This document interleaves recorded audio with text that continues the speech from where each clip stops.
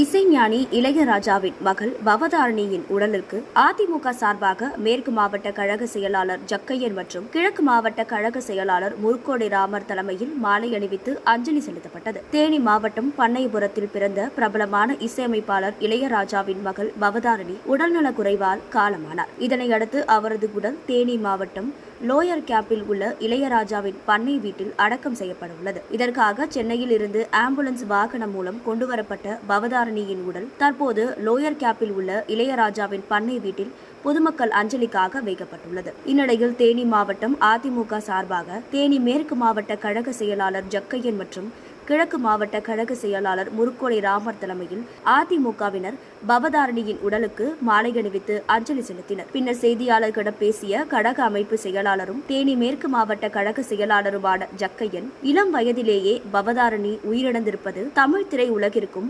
தமிழகத்திற்கும் மிகப்பெரிய இழப்பாகும். இளம் வயதிலேயே தன்னுடைய தனி திறமையால் பல்வேறு சாதனைகளை புரிந்தவர் பவதாரணி என்று புகழாரம் சூட்டினார். இந்த நிகழ்ச்சியில் கூடலூர் நகர கழக செயலாளர் அருண்குமார், கம்பம் ஒன்றிய கழக செயலாளர் ஈஸ்வரன், உத்தமபாளையம் வடக்கு ஒன்றிய செயலாளர் வினோத்குமார், சின்னமனூர் கிழக்கு ஒன்றிய செயலாளர் கண்ணன், கிழக்கு மாவட்ட அம்மா பேரவை செயலாளர் கரிகாலன், கிழக்கு மாவட்ட விவசாய அணி செயலாளர் பால்பாண்டி, கூடலூர் நகர் துணை செயலாளர் பாளையராஜா உள்ளிட்ட ஏராளமான நிர்வாகிகள் பங்கேற்றனர்.